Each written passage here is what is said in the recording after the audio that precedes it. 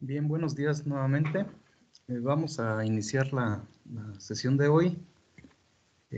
Terminamos la clase anterior de ver lo de cultivo en solución. Entonces, el día de hoy vamos a ver sustratos. Vamos a avanzar lo más posible. Es posible que no terminemos hoy, ocupemos una sesión más. Pero bueno, ya le comentaré al doctor Esaú, ya que yo le había dicho que a ver si hoy terminábamos, pero bueno, es mucho material, a ver qué tanto avanzamos. Bueno, voy entonces a proyectar.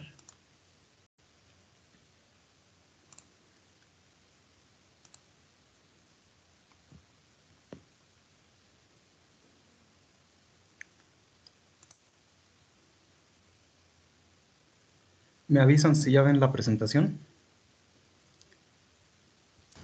Ya se ve, profe. Ok, gracias. Bueno, el cultivo en sustratos normalmente se le conoce así, puede ser, pero digamos, sustratos absorbentes sería lo conveniente, ¿no? Porque necesitamos que tengan cierta retención de humedad para que puedan ser útiles, ¿no? Como un sistema hidropónico. Y también reciben el nombre de cultivo en agregado, por si por ahí lo llegan a escuchar, pues se refiere a un sustrato, ¿no? Bueno, estos van a ser sistemas en el que sí se utiliza un medio en el cual se van a colocar las plantas. ¿Sí? Va a ser un sustrato, pero recuerden que lo que vimos al inicio siempre tiene que ser distinto a suelo. Ya cuando usamos una proporción de tierra de suelo, pues de algún lugar, pues ya queda fuera de lo que es un sustrato hidropónico. Para ser considerado como tal, no debe tener suelo. Se puede tener otros sustratos, otros materiales, pero distintos al suelo, ¿no? En todo caso. Y bueno, generalmente, les decía, son sustratos absorbentes que requieren tener partículas, generalmente van a ser pequeñas, digamos menores a 4 milímetros, aunque por ahí a veces 5 milímetros todavía puede entrar, ¿no? Y aquí lo que se va a buscar, que haya un balance entre los poros grandes, que son los que permiten la oxigenación, y los poros pequeños, que permiten la retención de humedad. De ahí el término de absorbentes, ¿no? Absorbentes es sobre todo por los poros pequeños. Entonces, aquí va a haber algunos que, bueno, escapan a estas características, como por ejemplo el uso de grava, ¿no? El uso de grava no entra dentro de un cultivo en sustrato o un cultivo porque no tiene la característica de ser absorbente. Sin embargo, bueno, también se puede utilizar, incluso vamos a ver por allá adelantito que se pueden utilizar hasta canicas, ¿no? Para hacer hidroponía o tratar de hacer hidroponía. Bueno, por ahí hay esta definición en este libro aparece aquí, pues va a ser material sólido distinto al suelo, ¿no? Que decíamos, pueden ser de origen natural, de síntesis residual, puede ser mineral, puede ser orgánico, el cual va a estar colocado en un contenedor, ya sea solo o mezclado, y este va a permitir el anclaje del sistema radicular de las plantas para darle soporte, pero sobre todo para que tenga la capacidad de almacenar agua, pero al mismo tiempo que provea de oxígeno a la planta.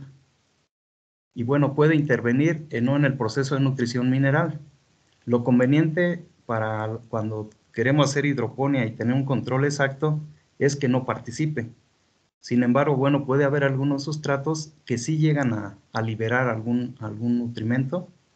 Entonces, esos, mientras no sea suelo, pueden ser considerados dentro de la hidroponía, ¿no? Como un sustrato. Esto es de Abad y Noguera del 98. Bueno, ¿cuáles van a ser las funciones que va a tener el sustrato? Primero, retener y a la vez liberar la solución nutritiva que nosotros vamos a proporcionar, porque de lo que se trata la hidroponía, pues es de que nosotros pongamos a la planta lo que necesita en cuanto a nutrición. Entonces, ese sustrato va a servir para retener, pero también para permitir que esa solución nutritiva esté disponible para la planta, ¿no? Y no solamente son los nutrimentos, sino el agua. Esto pues también debe de tener un balance en el pH, en la conductividad eléctrica. Por eso es que nos interesa que sea inerte químicamente, ¿no? También ahorita lo vamos a ir tocando ese punto. Debe de permitir la oxigenación de la raíz, como ahora que vimos los cultivos en solución, ahí la oxigenación decíamos que era muy importante, ¿no? Porque en algunos de los sistemas era una de las limitantes principales. En este caso, los poros grandes son los que van a permitir la oxigenación y son los que tenemos que también tener controlados, ¿no?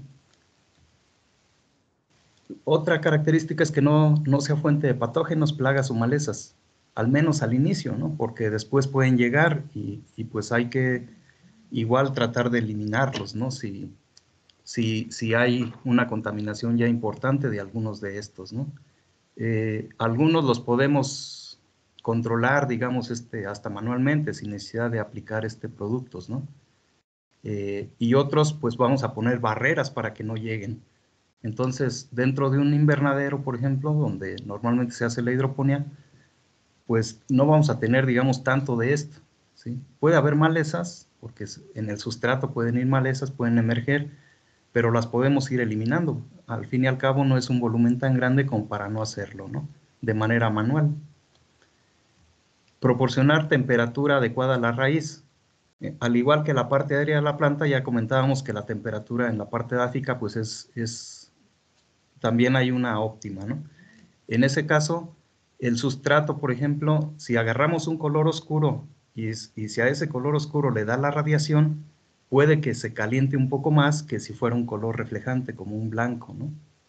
Entonces, sí tiene que ver eso, por lo menos en la parte de arriba.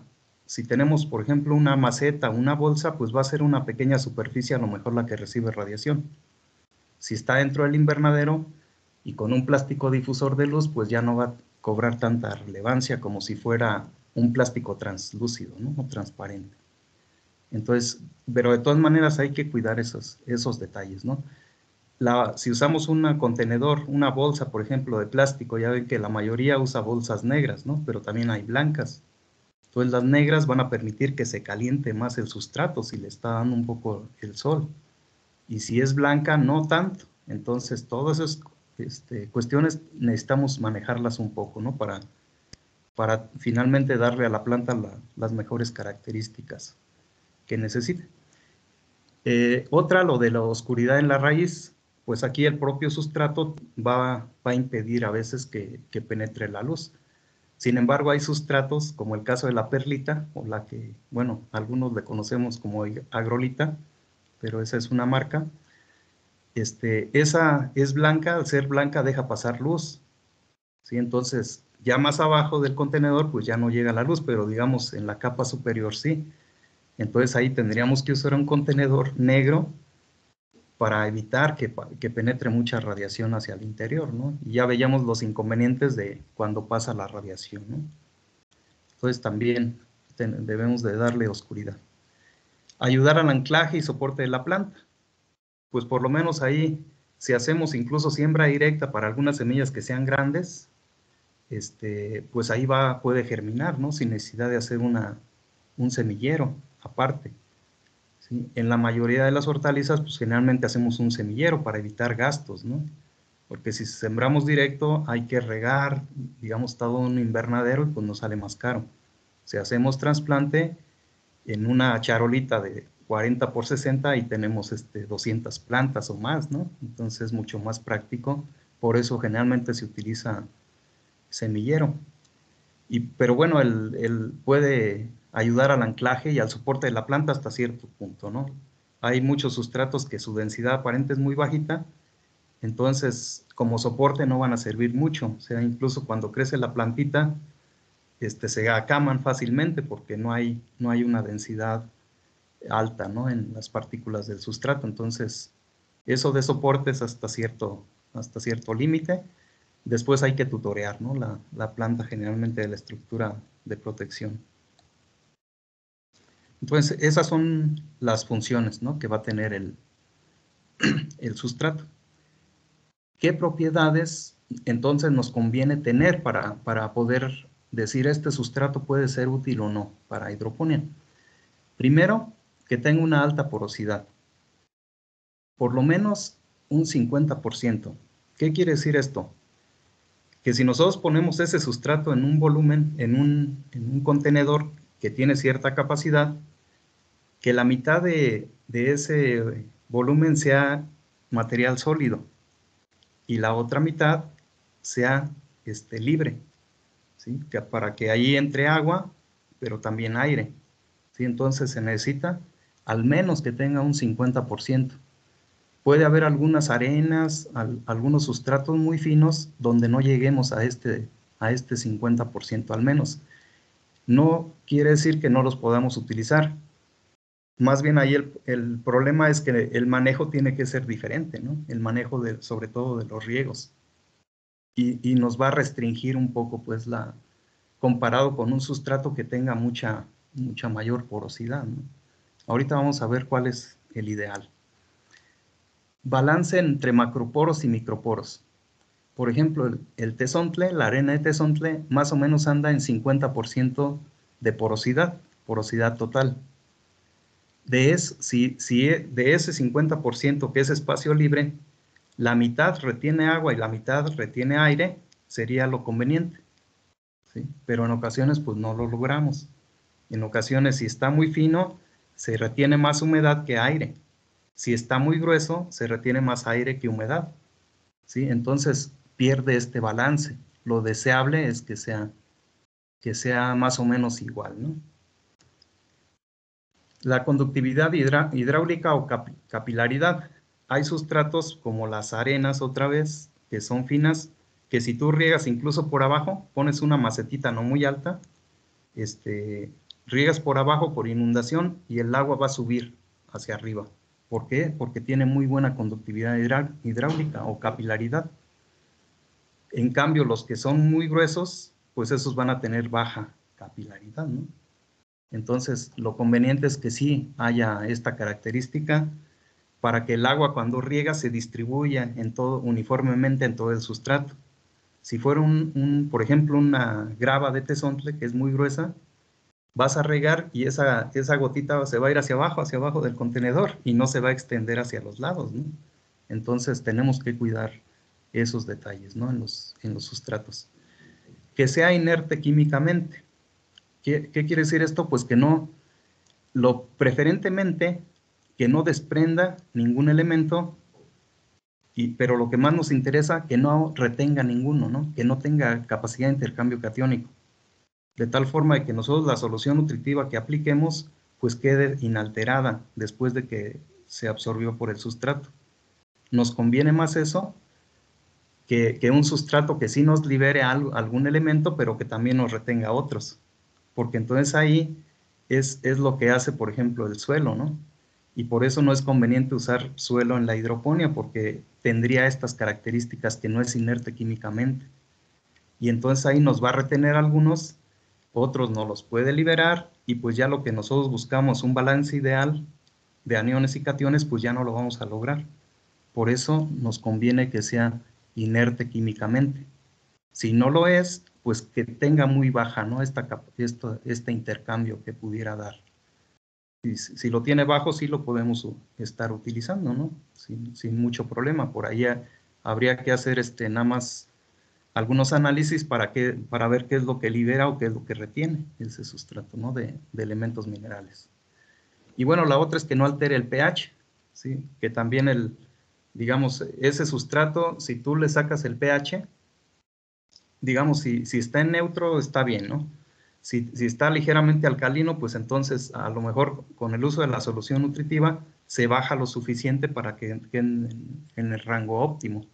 Entonces eso del pH, pues no es digamos, tan difícil controlarlo, ¿no? O bajarlo, subirlo. Pero lo demás sí, el que nos retenga algún elemento sí. Otra propiedad deseable es que sea estable y durable. ¿Qué quiere decir esto? Que las partículas no se descompongan, que tengan estabilidad. Y esto se logra, por ejemplo, con los sustratos inorgánicos. ¿sí? Con los sustratos orgánicos, pues va a ser menos la durabilidad, ¿no? Porque esos tienden a descomponerse, porque van a entrar microorganismos ambientales y los van a desintegrar. Y también la durabilidad, pues va a estar en función de eso mismo, ¿no? Si un inorgánico, pues va a ser más durable que uno orgánico. Podemos tener mezclas también, recuerden. Podemos tener una mezcla de orgánico con inorgánico, por ejemplo, y puede funcionar bien al principio, ¿no? Ya después hay que reponer el orgánico porque ese se va a ir descomponiendo. Entonces, a lo mejor nos aguanta un ciclo, quizás dos, depende del cultivo. Y bueno, hay que ir reemplazando, ¿no? Es lo que va perdiéndose de uno de ellos. Que sea fácil de esterilizar o desinfestar. Que no contenga patógenos, ¿no? Plagas o malezas, que es lo que buscábamos. Al menos les digo inicialmente. Ya después, cuando tenemos un ciclo largo, por ejemplo, de un jitomate, de un pimiento, que duran 6 meses o más en producción, pues ahí seguramente sí se va a contaminar, ¿no? A lo largo del tiempo.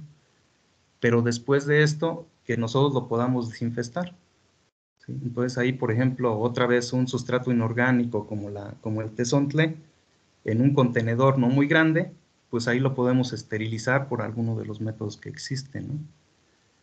Entonces, esa es otra característica deseable. Y bueno, que sea económico. Si ustedes viven en una región donde haya, por ejemplo, piedra pómex o tepecil, se le llama, o tepojal, si nosotros le damos un tamaño de partícula adecuado, los podemos utilizar. Y a lo mejor no nos sale tan caro adquirirlo porque localmente la hay, ¿sí? O el tezontle, como aquí, ¿no? Que hay mucho en esta región. Entonces, es muy económico usar ese sustrato, aunque no tenga las mejores características, ¿no? Como pudiera ser uno comprado. Los que te venden ya listos para usar, ya esterilizados, ya con todas las características de alta porosidad, etcétera, etcétera, pues el problema es que son caros. Y bueno, si vas a conseguirlo un sustrato localmente, pues que haya disponibilidad. Por ahí ya nos pasó de un colega que llegó a una empresa y él había visto que acá el tezontle funcionaba muy bien y en la empresa tenían arena o algo, otro material, ¿no? Entonces y tenían algunos problemas sobre todo de oxigenación en la arena. Entonces él recomendó, hay que traer sustrato, tezontle en lugar de arena. Pero no había en ese estado donde estaba la empresa. No era muy grande, pues, pero no existía ese sustrato ahí. Entonces lo mandó traer del estado vecino y pues ya le salió muy caro, ¿no? Ya le salió casi igual que uno comprado. Entonces hay que tener también ese criterio, ¿no? No porque lo veas acá o que acá haya funcionado, en todos lados va a funcionar, ¿no? Entonces, que sea económico, pero que esté disponible localmente, ¿no? Bueno, hay clasificaciones de los sustratos dependiendo de su naturaleza, por ejemplo. Entonces va a haber orgánicos e inorgánicos. Ahorita vamos a ver algunos ejemplos. Propiedades químicas es otra clasificación. Puede haber inertes, puede haber activos. Por su origen, pueden ser naturales o pueden ser de síntesis. De acuerdo a su estabilidad, puede ser estables o inestables, ¿sí? Y esto va muy relacionado con el primero, ¿no? Son casi los mismos. Y bueno, degradación, algunos que van a ser biodegradables y otros que no lo van a ser, ¿sí? Entonces, existen diferentes clasificaciones, ¿no? Normalmente las que más se utilizan van a ser las primeras, ¿no? Estas tres. Bueno, por la naturaleza, ¿qué ejemplos tenemos? Inorgánicos, pero naturales. Arena de tezontle, ¿sí? Piedra pómex, tepojal o tepecil, arena de río, arena de mina, arena de mar. Todos estos que se extraen de algún sitio, ¿no? Y normalmente los procesos que van a llevar, pues pueden ser lavado, pueden ser triturado, porque, por ejemplo, el tezontle puede estar en partículas muy grandes, en piedras, tienen máquinas que los muelen, y luego tienen cernidores para darles el tamaño de partícula que el cliente necesite, ¿no? Y entonces, como ese, también la piedra pómex, el tepojal, se podría procesar de esa forma, ¿no? La arena de río, pues hay que lavarla. La arena de mina, pues también quizás haya que triturarla. La arena de mar, pues también hay que quitarle todas las sales, ¿no?, que acumulan. Entonces, pero digamos, casi se usan así como salen del proceso, ¿no?, o de la mina o del lugar de extracción. Están los inorgánicos procesados. Aquí tenemos la perlita. Les decía, algunos la conocemos como agrolita, sin embargo, la agrolita es una marca. El nombre técnico es perlita. Está la vermiculita, la lana de roca, arcilla expandida. Todos estos, perdón, se someten a un proceso de calentamiento en hornos y hacen que ese material inorgánico reviente. En el caso de la perlita, de la vermiculita, revientan como si fueran palomitas de maíz y ya luego los muelen, ya reventados, los muelen y les dan el tamaño de partícula adecuado, ¿no? La lana de roca se hace tiritas, por eso se le conoce como lana. Son tiritas como hilos, y esos hilos luego los compactan, los juntan y los forman en unas tiras largas, cuadradas o rectangulares, ¿no?, para que se facilite el traslado después de este material. La perlita y la vermiculita normalmente nos la venden en costales de 100 litros, como los del fertilizante. Y la arcilla expandida pues no es tan común, ¿sí? Vamos a ver entonces con el proceso de calentamiento. Bueno, es una arcilla, ¿no? Dirán ustedes, es suelo, pero ya con el proceso de calentamiento para hacerla reventar también, pues ya sí, ahí se esteriliza algo de lo que pueda tener, pero puede ser que contenga cierta capacidad de intercambio catiónico, ¿no?, que eso es el inconveniente a lo mejor de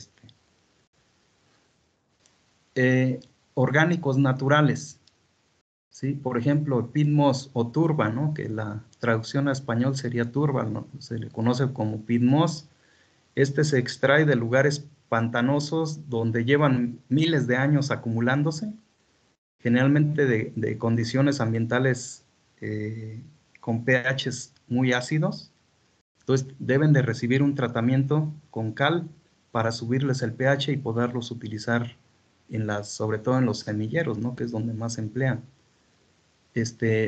En Europa, en Finlandia venden, y aquí en América, en Canadá, y de ahí se distribuye a todo el mundo, ¿no?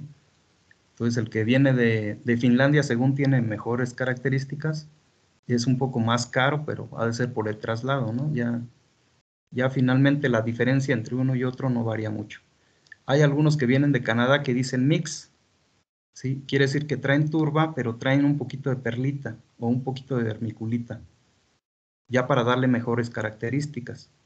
Si se usa así naturalmente, como lo muelen muy fino, generalmente retiene mucha humedad y le hace falta oxigenación. Entonces, por ejemplo, nosotros aquí cuando lo usamos para contenedores, para semilleros, lo mezclamos con perlita. Y de esa forma mejoramos mucho sus características, sobre todo para la aireación. Y ya evitamos algunos hongos que luego hay en los contenedores, ¿no?, como el fitium o de ese tipo. Fibra de coco, bueno, en nuestro país pues tenemos mucha costa, hay muchos lugares con coco. Llegó el amarillamiento letal y redujo mucho, ¿no? Pero bueno, ahorita otra vez ya empieza a cobrar importancia porque del coco de oro se aprovecha todo, ¿no? Incluso la fibra, que antes era un problema, ahora es algo muy valioso también. Se pueden utilizar aserrines, digamos, de los aserraderos, de las madererías, cortezas de árboles, cascarillas de arroz.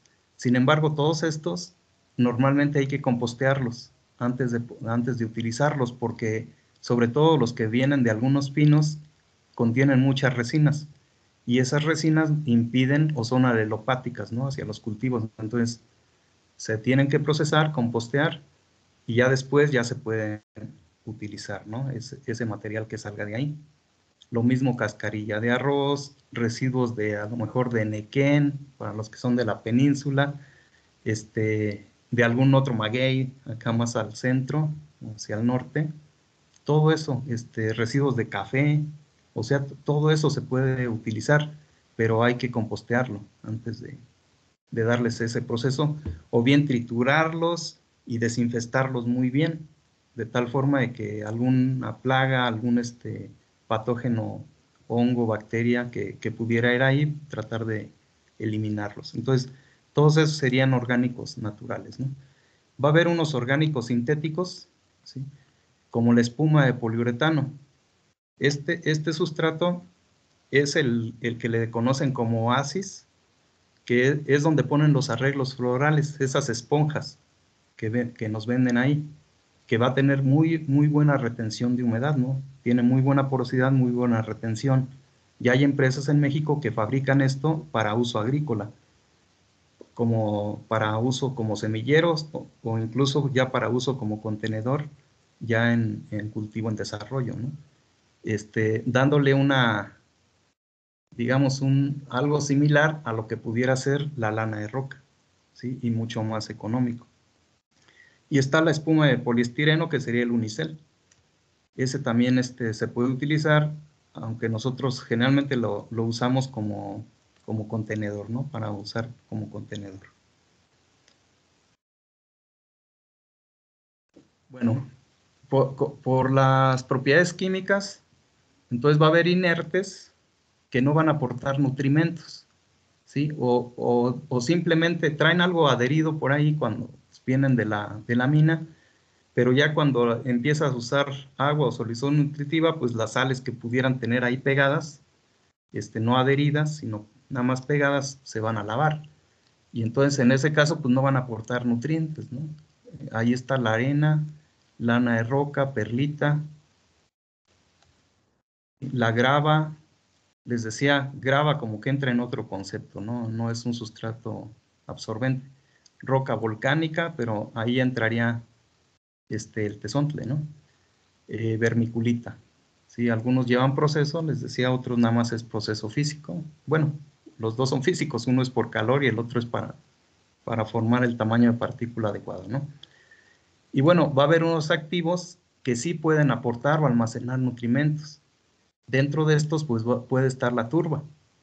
¿Sí? De hecho, la turba, por eso incluso en el semillero funciona bien, porque por lo menos para una semana, después de que emerge la plantita, puedes tenerlo todavía sin agregar solución nutritiva, una semana, sin que baje mucho la calidad de la plántula, ¿no? Si vas a mantener, por ejemplo, aquí en esta región que nos dura nomás un mes, 15 días se va con pura agua, ¿sí? Porque la turba ahí pues está proporcionando algo bueno, algún elemento, ¿no? Que va en su materia orgánica. Y ya después ya tienes que usar la solución, ¿no? Si no empieza a haber síntomas de deficiencia. Las compostas, mientras no utilices suelo, puedes utilizar entonces estos materiales. Ya les decía, todos esos que llevaron un proceso de composteaje, le damos el tamaño de partícula adecuado y lo esterilizamos, lo desinfestamos, nos puede ayudar, ¿no? Pero sí puede desprender algunos elementos. Igual otros que pudieran ser orgánicos, ¿no? Entonces esos serían activos y los inertes pues generalmente van a ser los inorgánicos. Ejemplos, aquí por decir, esta es arena de río, ¿sí? Tenemos entonces, aquí les decía, es tan capilar esta que si regamos por abajo, pues se sube la humedad hasta arriba, ¿no? Si el contenedor también no es muy alto. Si regamos por arriba, podemos tener acumulación de sales si no hemos lavado adecuadamente el sustrato, y aquí se ve en esta foto, ¿no? Hay acumulación de sales, aquí está la cintilla del riego, entonces va regando de arriba hacia abajo y las sales van a aflorar hacia la superficie. ¿Por qué? Porque hay sales y no se lavó adecuadamente. Para lavarlo solamente se utiliza agua. Entonces aquí sí puede ocasionarnos estas sales algún daño, quemadura a nuestras plantitas, sobre todo cuando son jóvenes, ¿no? Cuando están recién plantadas. Entonces hay que tener esa precaución con este tipo de materiales. ¿Sí? La arena de mina, ¿sí? Que ya va a tener otras características, les decía, es como el tezontle, pero también ha funcionado como un sustrato hidropónico, ¿no? Nada más hay que manejar bien el riego. La arena de tezontle partículas de 5 milímetros hacia abajo. Entonces va a haber partículas muy pequeñitas, otras medianas y otras hasta de 5 milímetros, que serían las grandes. Y ahí entonces va a haber una mezcla y nos permite que haya suficiente oxígeno y suficiente humedad, ¿no? Para poderlo usar. Aquí ha sido muy utilizado, les digo, por lo económico que es. 1 metro cúbico de tezontle, si tú vas por él a la mina, te lo venden en 30 pesos. Si lo pides aquí, pues te cobran el flete, y el flete está más caro de lo que vale, ¿no? De flete te cobran casi 100 pesos por metro. Entonces, pero bueno, localmente sale económico y también se puede utilizar. Tepojal o tepecil, en algunas regiones, en Puebla, en Morelos, creo, en Hidalgo, en esta región del centro existe este material. Igual se tritura, se cierne para darle el tamaño de partícula que necesitamos y también se puede utilizar. También tiene buena retención, buena porosidad, ¿no? La perlita, de los que son ya comprados y que puedes utilizar tal cual, como viene la presentación. Entonces, les digo, algo que extraen de las minas parecido al tepojal, que lo hacen explotar en hornos a 600 grados de temperatura. Revienta, después igual lo trituran y le dan el tamaño de partícula que el cliente necesita. Y ya viene estéril, se puede utilizar así tal cual. Normalmente pues no va a desprender ningún elemento, entonces todo lo que agregues como solución nutritiva, pues ahí va a estar, ¿no? Tiene muy buena porosidad y muy buena retención de humedad. También eso tiene que ver con el tamaño de partícula, ojo. Hay veces que en los costales nos toca la parte de arriba y viene más grueso, y a veces te toca desde hasta abajo y pues está más fino. Entonces, sí tiene que ver eso con la característica de mayor retención o menor retención de humedad. La vermiculita, bueno, la perlita, ahorita por ejemplo aquí en Texcoco, si vas tú a donde lo venden, el saco te lo dan en 220 pesos, un saco que tiene 100 litros de capacidad. Imagínate, para que una planta desarrolle durante todo un ciclo, por ejemplo un jitomate, necesita al menos unos 6 litros. Entonces, si pones 2 plantas, supón que sean, bueno, dejémoslo en 5, ¿no? ¿Sí? En un invernadero tú vas a poner alrededor de 2.700 plantas por hectárea. ¿Sí? Entonces, imagínense cuánto van a gastar si utilizan este sustrato, así tal cual, comparado con el tezontle, ¿no? Que ya les decía que te sale muy, muy económico. ¿Sí? Entonces, obviamente, pues tiene mejores características.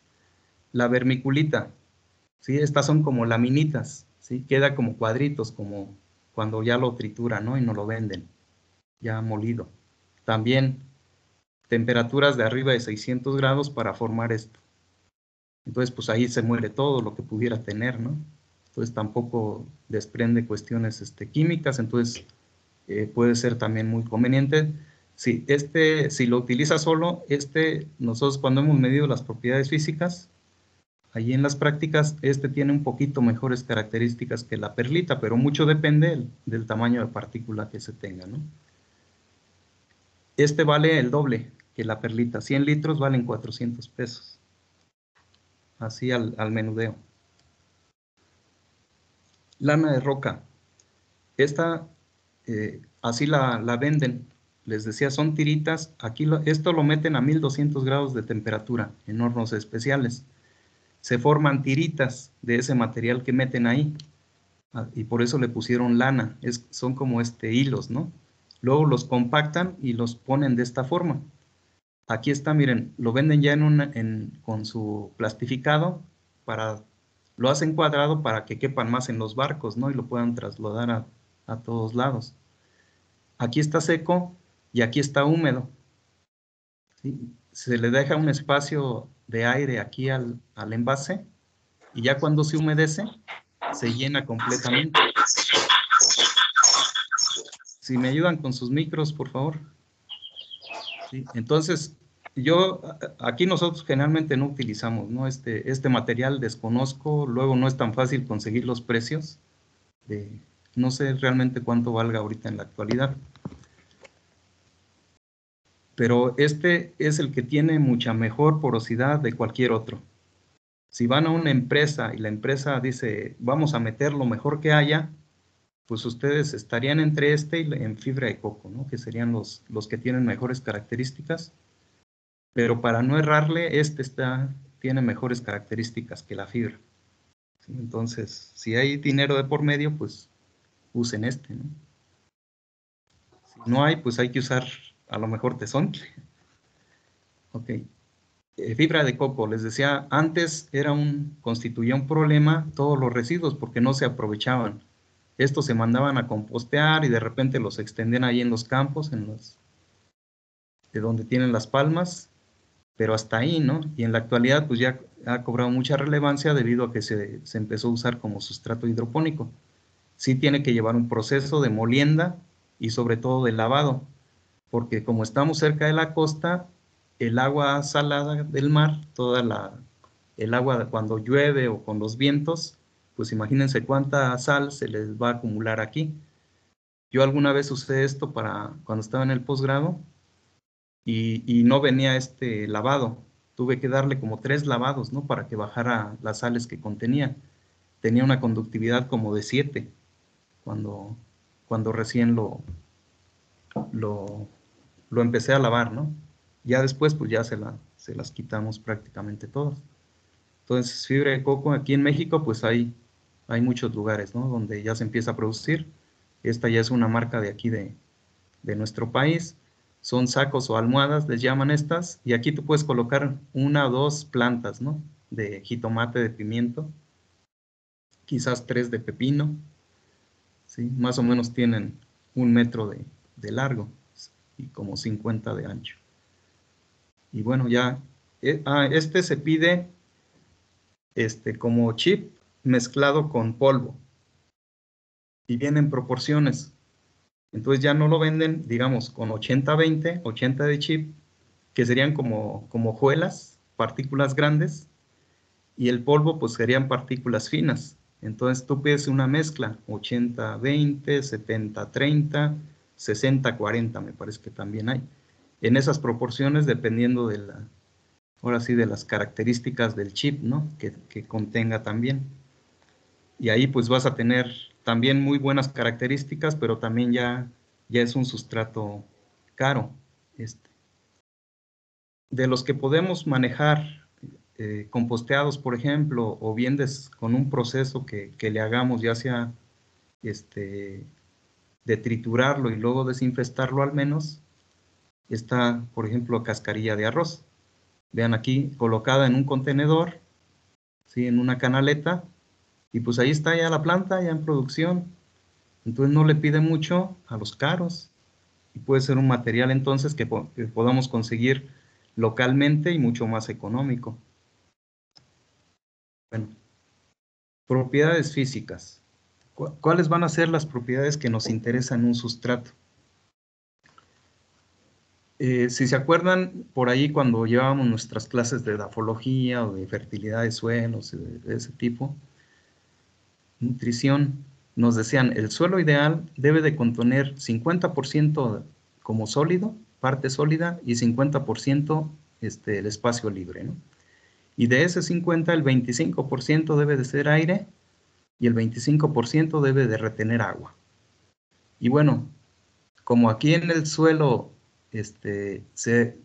lo ideal es que tenga materia orgánica, el 5% sería lo ideal, ¿no? Sería un suelo con mucha materia orgánica. Normalmente los suelos, ya para considerarlos con buena proporción de materia orgánica, son del 3%.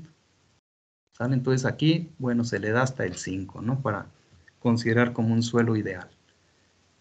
A diferencia de los sustratos, aquí la parte sólida es la verde, ¿sí? Es decir, que el sustrato ideal debe de tener solamente 15% de espacio sólido, colocado ya en un volumen, ¿no?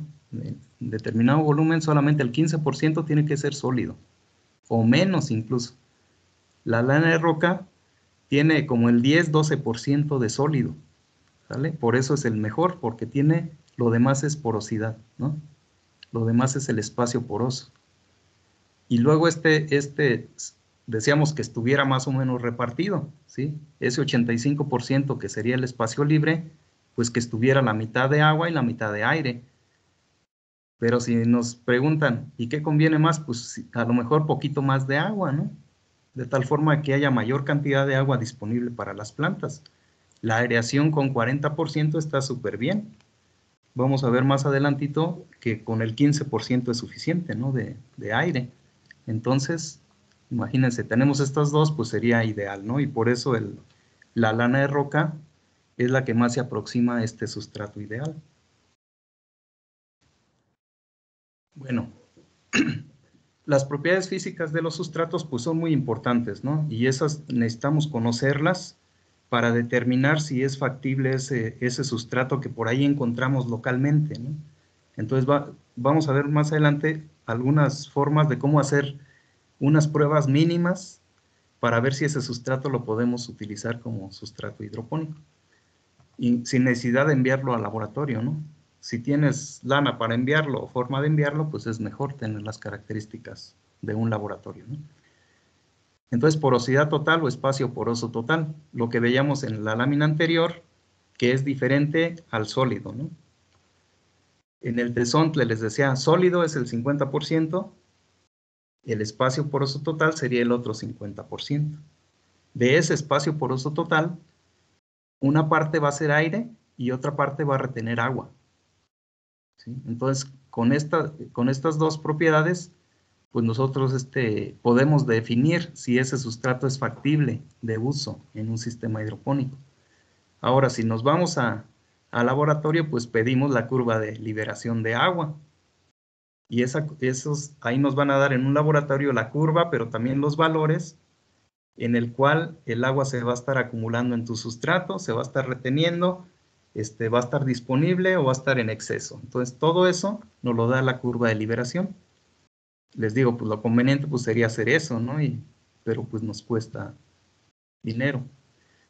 Granulometría, el tamaño de la partícula, ¿sí? Si es gruesa, si es más fina, necesitamos calcular o tener estos valores también, ¿no? Sobre todo el diámetro medio es el más interesante, y el índice de grosor no es tan importante. Esto va a participar, la granulometría va a participar mucho en estos dos, ¿no? Dependiendo del tamaño de partícula, pues va a haber más capacidad de aireación o menos, o más capacidad de retención de humedad o menos. Luego, otras propiedades son la densidad aparente y la densidad real. La densidad aparente nosotros la podemos sacar con una probeta y con una báscula, ¿saben? Entonces, esto lo hacíamos también en práctica. En un litro, en una probeta de 1 litro, la llenábamos con un material, por ejemplo, si fuera una arena, pues es muy fácil, ¿no? Le echas la arena así como viene, ni siquiera la compactas simplemente hasta que llegue a 1 litro, y eso lo pesas en una báscula. La densidad se mide en gramos por centímetro cúbico. Entonces, si en 1 litro serían 1000 centímetros cúbicos, ¿sí? Entonces, si 1 litro pesa 1 kilo, la densidad sería de 1, ¿sí? Porque dividiríamos 1000 entre 1000, nos da 1. Entonces, la densidad aparente la podemos calcular sin necesidad de enviar al laboratorio. Solamente hay que usar el sustrato bien seco, ¿no? Sin nada de humedad. La densidad real, ahí tienes que compactar el sustrato, quitar todos los huecos que tiene, todos los poros, es decir, compactarlo con lo más que se pueda, ¿no? Lo compactan y después lo pesan en ese volumen, en un volumen determinado, y ya se saca la densidad real. Para hacer eso sí se necesita enviar al laboratorio, ¿no? La forma en que se humedece, los españoles tienen este término de mojabilidad, a mí no me gusta mucho, pero bueno, así vienen algunos libros, que se da cuánto tiempo tarda en absorber agua ese sustrato, ¿sí? Y la contracción es después de que se seca, ¿sí? ¿Qué tanto se reduce en su volumen? ¿Qué tantas grietas se forman? ¿Qué tanto reduce el volumen ocupado por el sustrato? ¿sí? Entonces estos dos pues son, digamos, te permiten, sobre todo en los que son orgánicos, pues va a haber algunos que van a ser un poco más difíciles de manejar, ¿no? Que otros.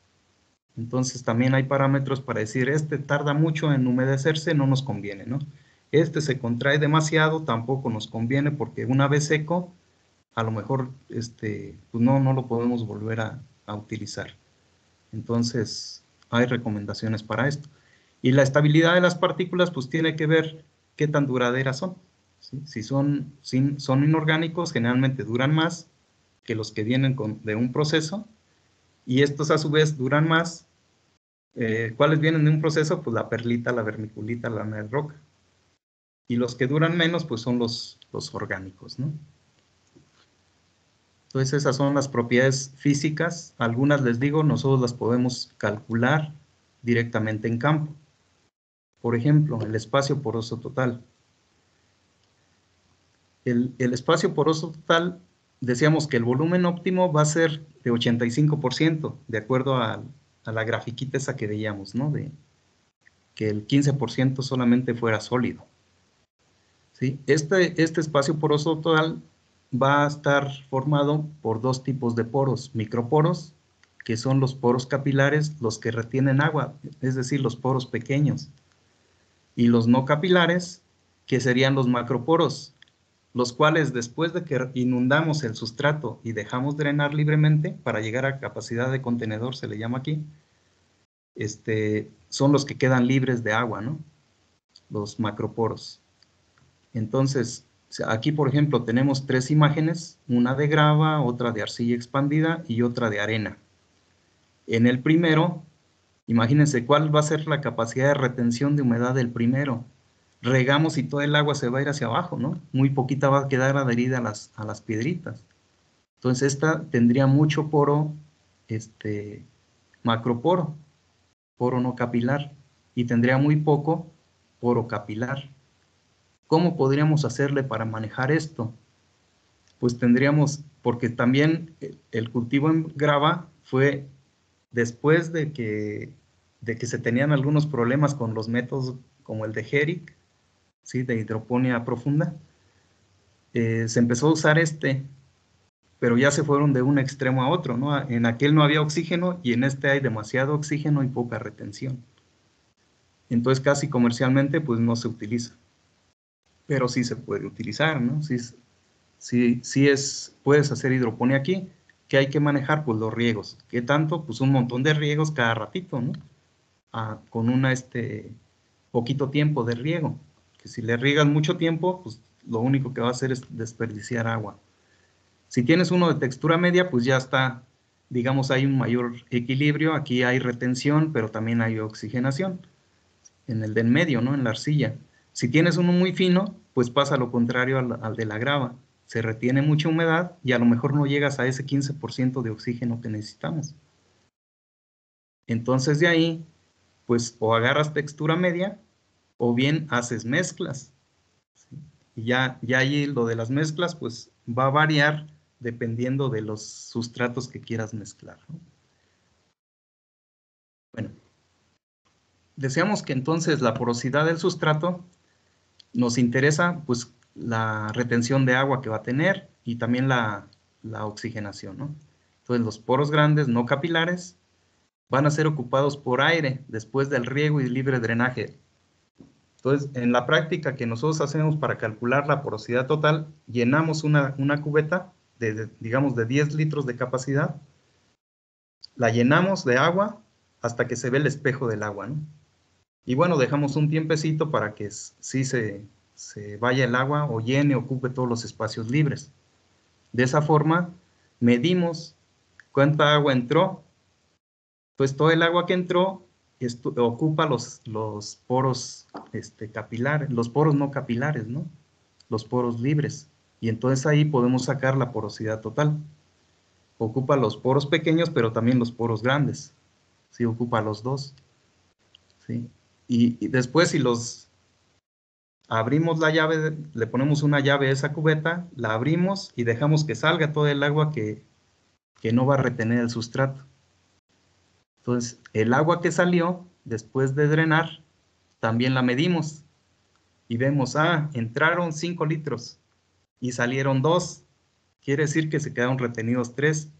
Entonces, sacamos la proporción ahí de macro y de microporos, o sacamos la capacidad de aireación y la capacidad de retención de humedad al mismo tiempo, ¿no?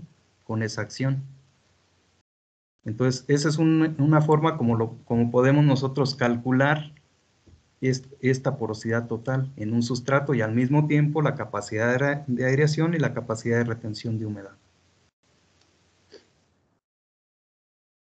Bueno, decíamos de aire, ¿qué tanto conviene tener? ¿Sí? Ya veíamos otra vez al inicio que era el 40%, ¿no? Pero ya ese es un sustrato ideal. En un sustrato como el tezontle, ¿sí? Si la mitad es ocupado por sólido, entonces nada más tenemos 50% de espacio libre. Entonces el volumen, por ejemplo, si el 50%, bueno, la mitad de ese 50%, que sería el 25%, es ocupado por aire, ¿sí? Entonces ya sería adecuado. Y la otra mitad sería retención de humedad, ¿no? Entre los dos tienen que sumar la porosidad total, entre los que retienen oxígeno y los que retienen humedad.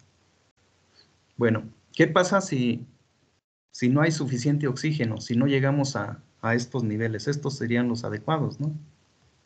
Pero, ¿qué pasa? Decíamos, por ejemplo, en cultivo en solución que requeríamos 4 miligramos por litro de oxígeno disuelto en la solución nutritiva, ¿verdad?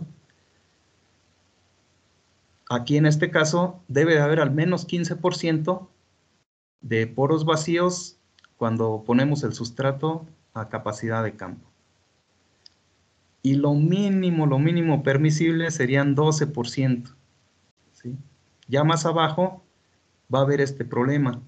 Los nitratos, que en la solución nutritiva generalmente usamos nitratos como fuente de nitrógeno, se convierten en nitritos por la falta de oxígeno. Y luego los nitritos se pueden convertir en óxido de nitrógeno, de dinitrógeno. Y luego se pierde el otro oxígeno y se transforma en nitrógeno ambiental. Entonces aquí podemos tener pérdida de fertilizantes, ¿no? Simplemente porque no tengamos suficiente oxígeno en la parte dáfica, en nuestro sustrato. De allí que sea muy importante conocer cuál es la capacidad de oxigenación que tiene tu sustrato, ¿no? La otra parte, la retención de agua, ¿sí? En la retención de agua, no todo lo que queda absorbido en el sustrato es aprovechado por las plantas, ¿sí? Porque va a haber un agua que va a estar adherida a los poros pequeñitos, ¿no? Del sustrato, y las plantas es imposible que la saquen. Entonces tenemos que considerar otros aspectos. Uno que se le llama capacidad, más bien agua fácilmente disponible, ¿sí? Que sería entonces cuando no está muy seco el sustrato, ¿no? Ya entre más humedad tenga, cercano a capacidad de campo, pues va a existir esa agua fácilmente disponible, y es la que realmente nos interesa, ¿no? Entonces, cuando nosotros usamos un sustrato hidropónico, no vamos a esperar a que llegue a lo que se llamaba PMP, como en el campo, ¿no? Ahí ni siquiera nos vamos a aproximar a eso. Tenemos que usar, antes de que se acabe el agua fácilmente disponible, dar el siguiente riego. En algunos casos se recomienda que cuando se ha evapotranspirado apenas el 5% del agua que tenía a capacidad de campo, aplicar el siguiente riego.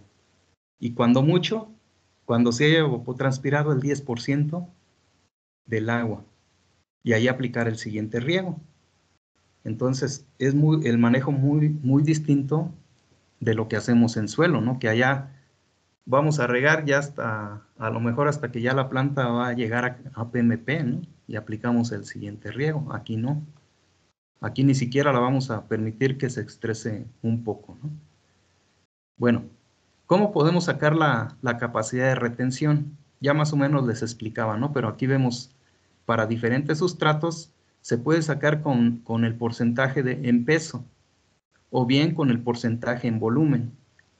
Y aquí están, por ejemplo, en la grava, el 4.2% del peso es lo que se retiene de agua, ¿sí? Y en volumen solamente 6.7%. ¿Por qué? Porque casi no retiene, ¿no? Se va a mojar un poquito la piedrita y pues todo el agua se va a escurrir hacia abajo. Entonces, el vidrio, vean, gránulos de vidrio pudiera ser canicas, por ejemplo. Las canicas, pues menos, ¿no? Si la grava no absorbe, pues una canica menos. Sin embargo, también se han probado para hacer hidroponía, ¿no? Para algunos experimentos. Y puede funcionar regándolo cada ratito. Piedra pómex, esta ya es más porosa, ¿sí? Ya vean, en peso, como casi no pesa, pues retiene mucha agua, ¿sí? Casi el 60%. Y en volumen, el 20%. ¿Sí? Escorias de carbón, escorias volcánicas, sílice, pues hay unos que retienen más que otros, ¿no? Vermiculita, vean, con base en peso, estas casi no tienen peso. La densidad aparente es bajísima. Entonces, en peso retienen 382% y en volumen 44%. ¿Sí? Nosotros cuando hacemos prácticas aquí con los alumnos, hemos tenido aquí entre 75 y 77%, en el caso de la vermiculita, con base en volumen. ¿Sí? Arcilla expandida, pues también no tanto. Arena, tampoco no muy alta. Cascarilla de arroz, tampoco no muy alta. ¿Sí? Lana de roca, vean, 1300 con base en peso y 80 con base en volumen. Entonces, por eso les digo, si hay lana de por medio, compren lana de roca, ¿sí? Se evitan pues muchas situaciones, ¿no? Y aquí viene un ejemplo abajo para cascarilla de arroz. Por cada 100 gramos de peso, ¿sí? Se retienen 40 gramos de agua, ¿sí? Es lo que indica aquí. Y por cada, en cuanto a volumen, por cada 100 mililitros se retienen 11 mililitros de agua. Entonces, esto les digo, pues es muy fácil hacerlo, ¿no? Si tienes una báscula, si tienes una probeta, con eso lo puedes tú calcular. Saturas, dejas drenar unos 20 minutos, ¿sí? Y los litros que se retienen, vas a medir lo que entró y lo que salió, y lo que se retuvo es la retención de agua, ¿no? De ese sustrato. Sin embargo, esta agua no va a ser les digo, la que la planta puede disponer. Entonces, si tú mandas a analizar tu sustrato a un laboratorio, te pueden dar la curva de liberación de agua de ese sustrato. Entonces, la capacidad, y te van a dar los valores como capacidad de aeración. Eso que nosotros podemos hacer, ¿no? También de forma práctica en campo. Agua fácilmente disponible. Aquí va a depender de la tensión, ¿sí? Cuando ya se empieza a secar el sustrato, empieza a haber mayor tensión. Cuando lo tenemos saturado, no hay tensión de humedad, ¿verdad? ¿Sí? Cuando empezamos a secarlo, ¿sí? Y si el agua fácilmente disponible va a ser la que se ubica entre 10 y 50 centímetros de columna de agua, o bien de 1 a 5 kilopascales o centibares de presión osmótica. Sí, sí, ¿no? Presión osmótica. Después, agua de reserva, ¿sí? Esta se libera entre 50 y 100 centímetros de tensión en la columna del agua, que equivale de 5 a 10 kilopascales o centibares. Y después tenemos el agua difícilmente disponible. Ahorita vamos a ver un esquemita, ¿no? de cómo está esta. Es el agua que se retiene después de aplicar 100 centímetros de tensión o 10 kilopascales. Ya el sustrato ya casi seco, ¿no? Ya casi sin agua. Para eso se utiliza este método, por ejemplo, del embudo. Es un embudo donde le cabe aquí, tiene un contenedor de 1 litro y luego lleva una manguerita, ¿sí? Que es con la que vamos a estar checando la tensión, ¿no? A medida que el sustrato se va secando, ¿sí? Y vamos a ubicar qué tanto corresponde a capacidad de aireación, agua fácilmente disponible, agua de reserva y agua difícilmente disponible. Cuando nosotros inundamos el sustrato, aquí está inundado, ¿sí? Aquí no hay tensión, ¿sí? Aquí hay cero de tensión, el sustrato está saturado, ¿no? Cuando le empezamos a bajarle, le sacamos un poco de agua de aquí, ¿sí? Y llegamos a 10 centímetros de tensión, ¿sí? Entre 0 y 10 centímetros está la capacidad de aireación o la capacidad de oxigenación. Esto se logra entonces cuando sacamos todo el agua, ¿no? Todo el agua que está en exceso que nos lleva a saturación, ¿sale? Y ahí son 10 centímetros de tensión. Ya después, si le aplicamos más tensión entre 10 y 50, ahí tenemos el agua fácilmente disponible. Aquí la planta no va a estar sufriendo, hay agua suficiente para que desarrolle de manera adecuada. En hidroponía, cuando está aquí, aplicamos el siguiente riego, ¿no? Antes de que salga de este espacio. El agua de reserva ya va a ser cuando tenemos tensión entre 50 y 100. Si sacamos más agua, se seca más el sustrato, y cuando tenemos entre 50 y 100 centímetros de columna de agua, es el agua de reserva. Y ya finalmente el agua difícilmente disponible, pues ya va a ser cuando le sacamos todo el agua a la manguerita, ¿no? Ya se le saca toda, y de todos va a quedar un poquito de agua de esa que le agregamos al inicio. Esa va a ser la que ya no puede extraer la planta, ¿no? Por ninguna forma. Entonces, con este sistema o con este método nos entregan algo como esto que vemos aquí. Es la curva de liberación de agua de un sustrato, pero este sería un sustrato ideal, donde tenemos aquí abajo el material sólido, que es el 15% del volumen. En el eje de las Y está el volumen, y en el eje de las X está la tensión, en centímetros de columna de agua. Entonces, a 10 centímetros de tensión, ¿sí? Vean qué valor nos arroja aquí en volumen, alrededor de 43, ¿no? Más o menos. ¿Sí? 43 menos 25, menos 15, perdón, que sería el material sólido, ¿sí? Tendríamos entonces 43 menos 15 como 28, ¿no? ¿Sí? 28% de capacidad de aireación, ¿sale? Ya después, el agua fácilmente disponible, decíamos, la que se encuentra entre 10 y 50.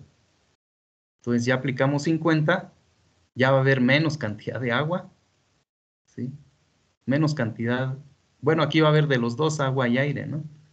Y aquí esta se ubica entre los 43 y más o menos 75, ¿no? Otra vez casi 30, ¿sí? 32, 33, ¿no? Ese va a ser el agua fácilmente disponible, el 33%. Agua de reserva, ¿sí? Esta, cuando tenemos 100 centímetros de presión en la columna del agua, y ahora ya tenemos aquí entre 75 y 87, ¿no? Entonces, como 12% va a ser agua de reserva. Y ya la que está arriba de 100 centímetros de columna de agua es el agua que ya no puede extraerse, ¿no? Ya va a ser el agua difícilmente disponible, al menos que el sustrato lo pongamos en una temperatura muy alta, le podemos evaporar esta agua, ¿no? En una estufa o bien en el solazo, ¿no? Afuera. Ahí se la podemos extraer.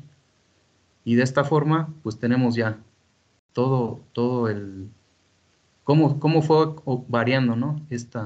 La cantidad de agua y aire que retiene este sustrato. Aquí, vean, la línea azul es el espacio poroso total. El espacio poroso total va a ser el ocupado por agua o aire, ¿sí? Después del material sólido. Entonces, en este caso fue 85%. Por eso es el sustrato ideal, ¿no?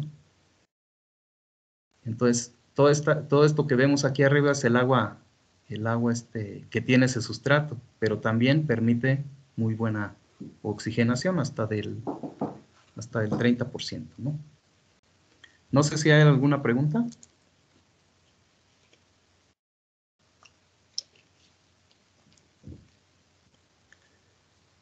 Bueno, el tamaño de partícula ¿Cómo influye entonces en esa retención?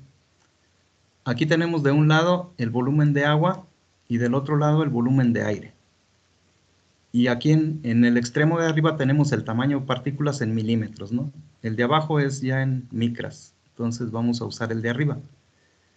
Entonces, si tenemos tamaño de partícula de 0.2 milímetros, ¿sí? La retención de humedad anda, vean, arriba de como el 85%, ¿sí? Y lo demás pues sería aire, ¿no?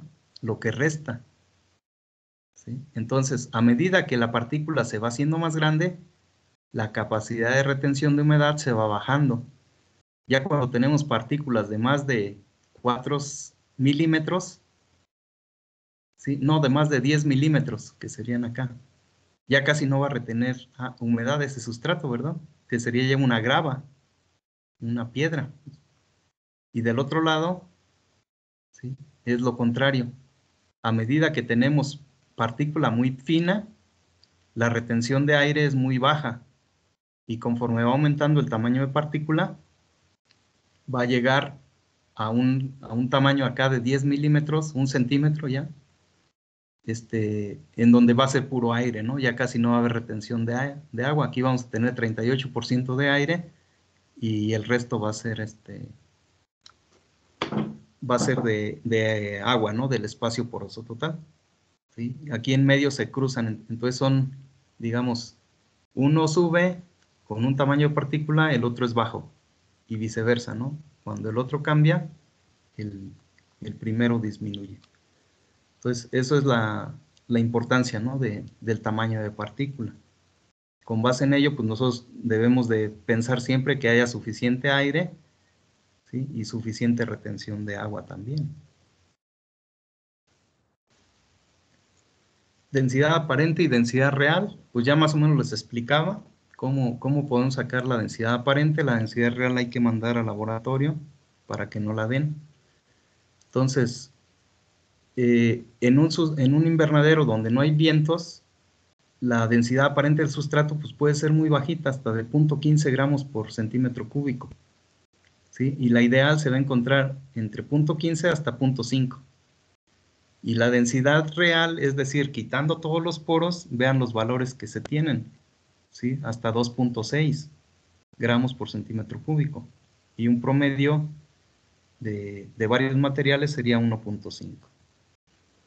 Bueno, si lo comparamos, por ejemplo, un sustrato, vean la turba, un tipo de turba rubia, 0.07 gramos por centímetro cúbico, 0.07, y una porosidad del 46%. ¿Sí? Perlita, 127, también está muy ligera, ¿no? Porosidad, 87%.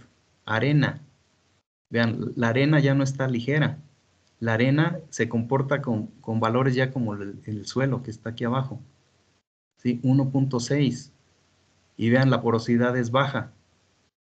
Entonces, la porosidad, en el caso de los sustratos, no tiene mucho que ver con la densidad aparente, ¿sí? Aquí tenemos dos valores muy parecidos, la turba y la arena, pero muy distintos en densidad, ¿sale?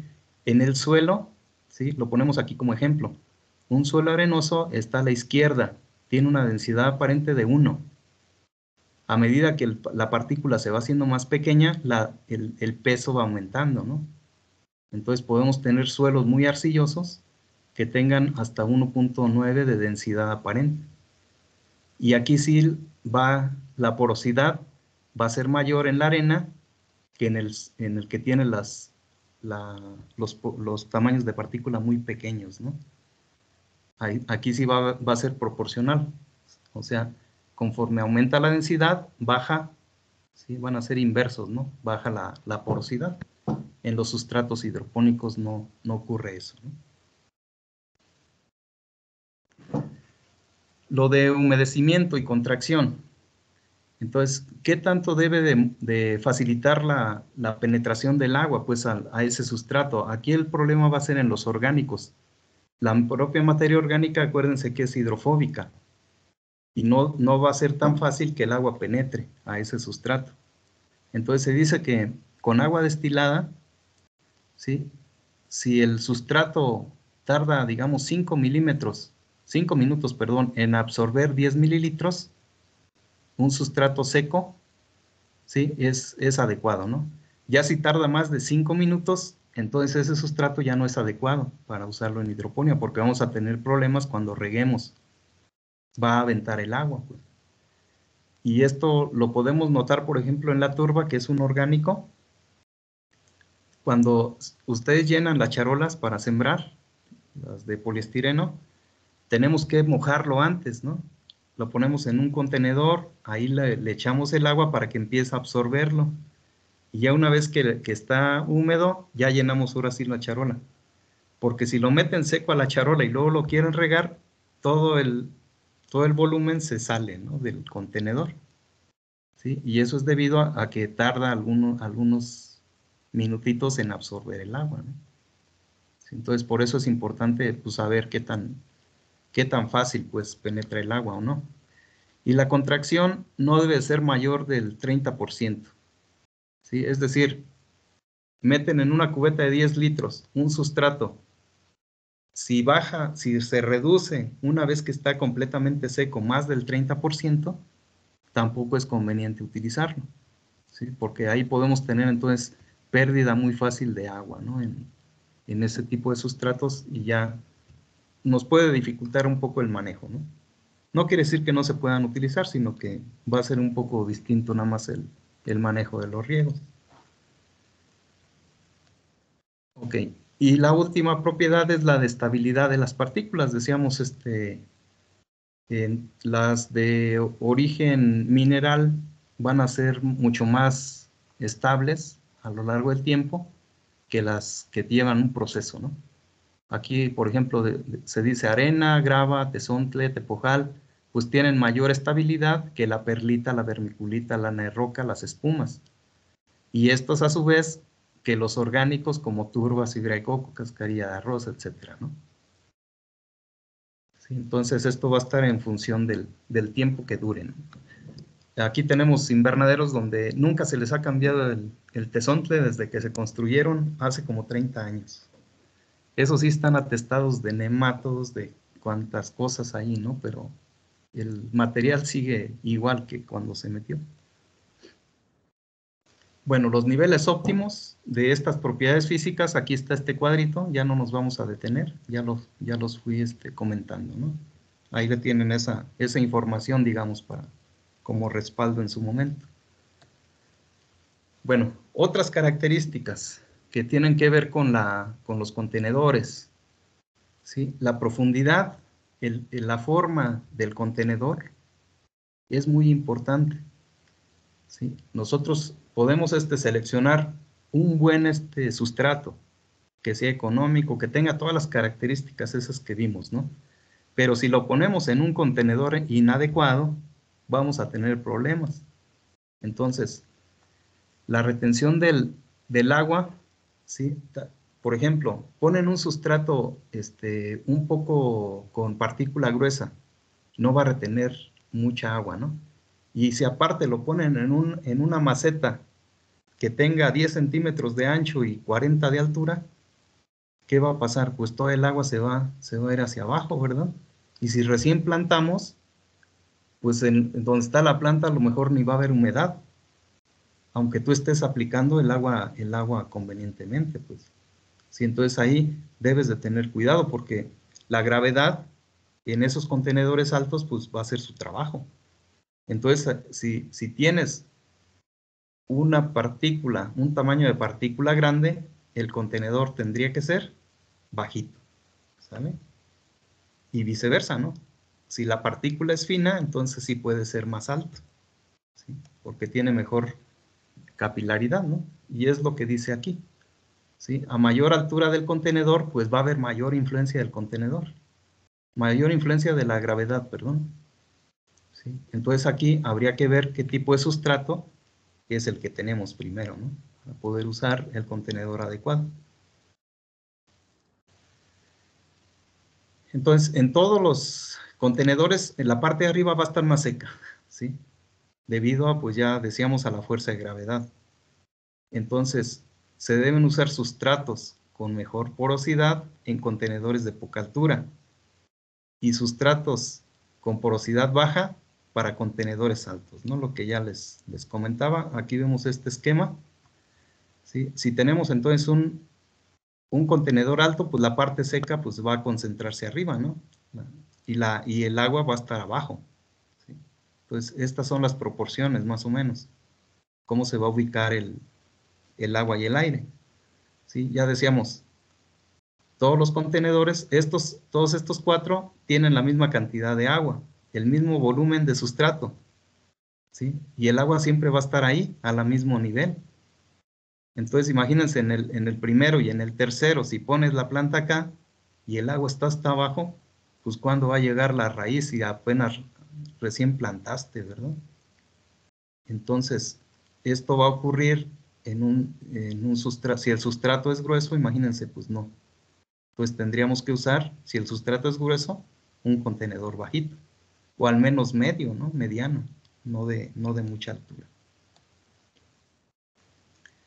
Ya si lo vemos en proporciones, vean, aquí tenemos un sustrato que tiene 50% de sólido y 50% de espacio de aire, ¿no?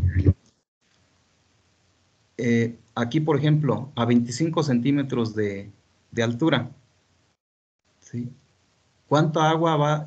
Esto que está con las líneas del espacio poroso es la retención de agua, ¿sí? Entonces aquí, por ejemplo, del 43%, aquí en la parte superior del contenedor, de ese 50% de espacio de aire, apenas el 7% va a estar retenido de agua y lo demás va a ser aire, ¿sí? A medida que baja, vamos a tener un poquito mayor el porcentaje de humedad, ¿no? Y abajo, pues va a estar prácticamente inundado. Entonces, por eso es muy importante que tengamos el contenedor adecuado, dependiendo del tamaño de partícula que tengamos, ¿no? No sé si hay alguna pregunta.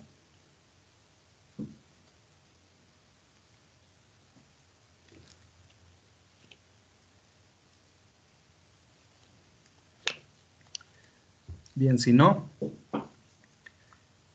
la práctica que hacemos es algo como estos ejemplos, ¿sí? Para calcular la porosidad total primero.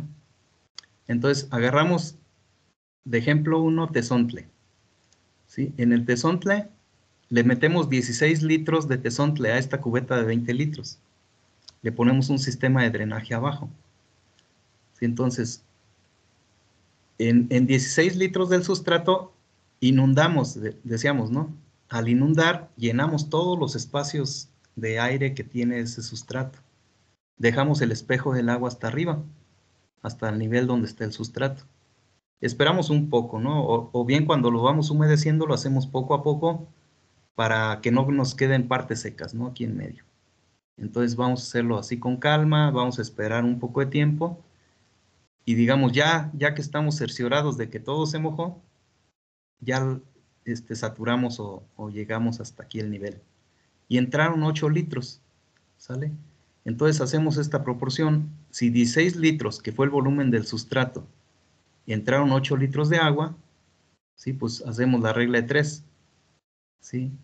16 es a 100, 8 a cuánto es. Entonces sería 100 por 8 entre 16, 50. Esta sería la porosidad total, ¿sale? 50%. Otro ejemplo, perlita, ¿sí? En 16 litros entraron 13 litros de agua. ¿Por qué? Pues porque este es mucho más, retiene mucha más agua, ¿no? ¿Sí? La porosidad es más alta. ¿Sí? Entonces, entraron 13 litros. Y otra vez hacemos la regla de 3. 16 es a 100, 13 a cuánto es. Pues 13 por 100 entre 16, 81.25%. La porosidad total de este sustrato es del 81%. ¿Sale? Y de esa forma ya tenemos esos valores, ¿no? De porosidad total. El siguiente paso, para calcular la retención de humedad y la capacidad de oxigenación. Entonces, en el ejemplo del tezontle, decíamos en 16 litros entraron 8 litros de agua, ¿no? Porosidad del 50%. Después dejamos drenar durante media hora, ¿sí? Y en esa media hora drenaron 2 litros de los 8 que entraron, ¿sale? Entonces, hacemos otra vez la proporción. 16 litros es al 100%, 2 litros, ¿cuánto es? ¿Sí?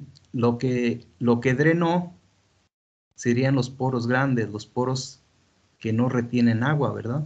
Entonces, esa es la capacidad de oxigenación, ¿sí? 12.5%. Quiere decir que el resto, el tezontle retuvo 6 litros, ¿sí? Entonces, igual, ahí sacamos la proporción. Si en esa 16 es a 100, 6 a cuánto es?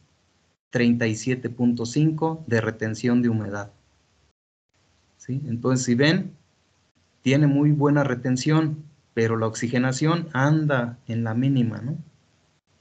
Decíamos que lo conveniente era que estos dos fueran equilibrados, y en este caso no lo es, ¿sí? Entonces aquí sí se puede utilizar, pero entonces tendríamos que manejar el riego de alguna forma que nos pudiera permitir siempre tener ese oxígeno disponible, ¿no?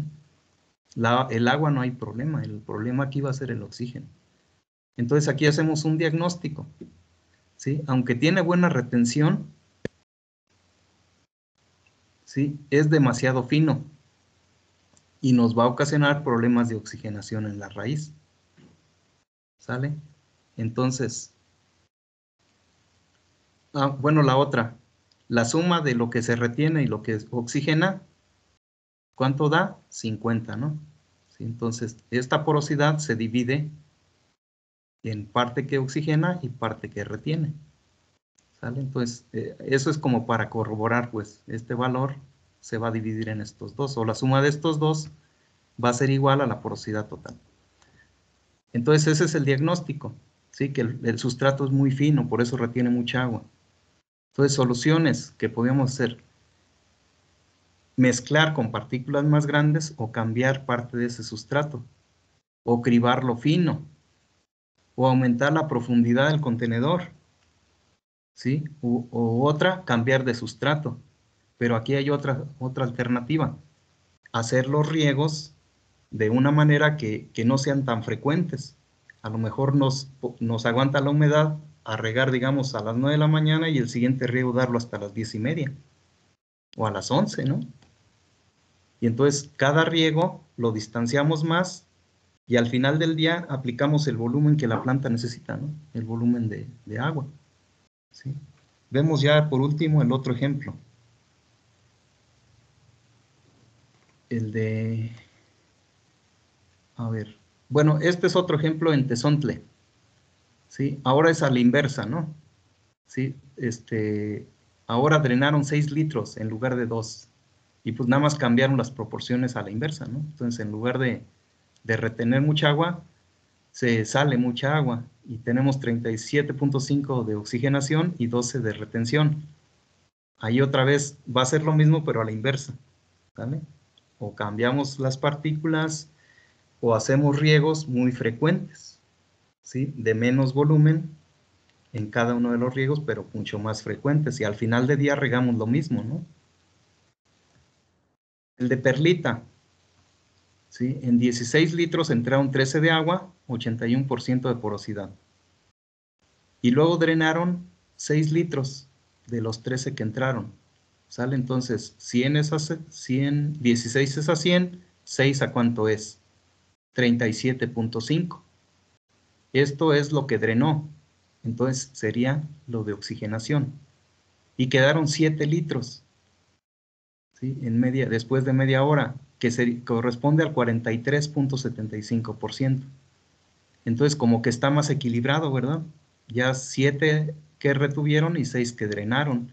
La oxigenación es muy buena, y no se diga la retención de humedad.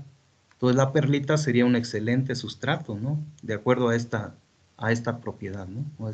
A la porosidad que contiene y a la capacidad de retención de aireación, y de oxigenación y de retención de humedad, ¿no?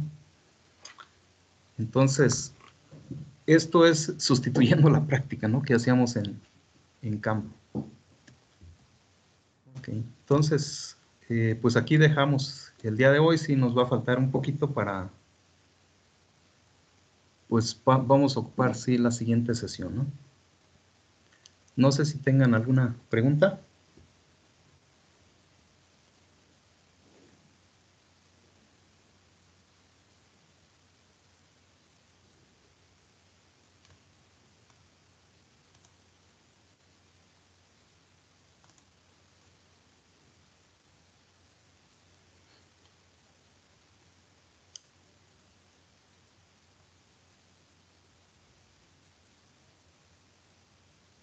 ¿Ninguna? Parece que no, profe. Bueno, espero que me hayan entendido. Me fui un poco rápido, pero por ahí con énfasis en lo más relevante, ¿no? Entonces, en práctica, agarramos entonces diferentes sustratos, hacíamos también mezclas, ¿sí?, buscando llegar al óptimo, ¿no?, al sustrato óptimo, excepto con lana de roca. Incluso sí tenemos también fibra de coco, y tezontle, pues hay de más. Incluso el tezontle lo cernimos y hacemos dos o tres clasificaciones de tezontle, ¿no?, uno grueso, uno medio y uno fino, para que vean lo que viene en este ejemplo, ¿no?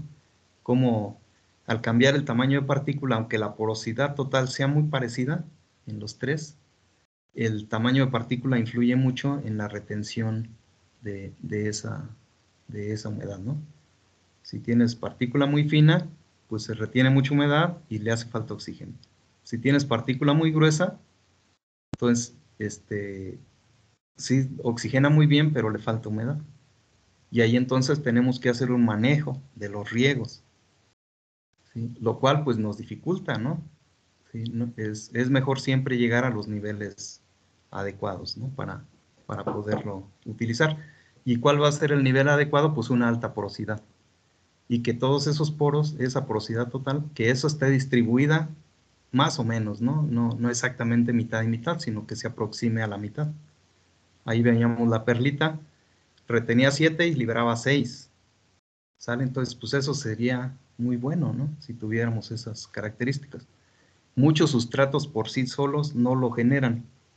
Entonces, se tienen que hacer mezclas. Y allí ya entra, por ejemplo, trabajos de investigación donde probemos, no sé, una mezcla de residuos de café con algún otro sustrato, como pudiera ser tepojal o algo, ¿no? O sea, no es imposible que no se mezclen, aunque sean distintos los orígenes, ¿no? Se pueden utilizar, se pueden hacer pruebas. Y pues siempre el hacer las pruebas pues nos garantiza tener mayor conocimiento, pues, y llegar a un sustrato que pudiera ser el adecuado. Y si por ahí alguien recomienda, o en un trabajo de investigación, no, es que yo utilicé este tezontle y lo mezclé con turba, ¿no? Y me funcionó la proporción 40-50, perdón, 60-40. Y ya eso lo recomienda ahí en su tesis, ¿no? Pero si vas a otro lado, puede ser que el tezontle tenga otras características, ¿sí? El tamaño de partícula varía, entonces ya no va a ser lo mismo. Entonces siempre es conveniente hacer nuestras pruebas, ¿no?, antes de utilizarlos. Y una vez puestos en el contenedor, pues ya te sale muy caro quitarlos de ahí, ¿no? Entonces hay que considerar eso antes de. Si llegas a una empresa que ya tiene tezontle y ya encamas, pues tienes que adaptarte. Y ahí entonces entra esto del manejo del riego. Nunca hagan trabajar o gastar al productor de más, pues, porque de ahí depende a lo mejor hasta su futuro de ustedes. Entonces hay que tener en mente esas situaciones, ¿no?, que pueden ocurrir. Bien, pues aquí dejamos la sesión de hoy, entonces terminaríamos el jueves, ¿no?, ya con este tema.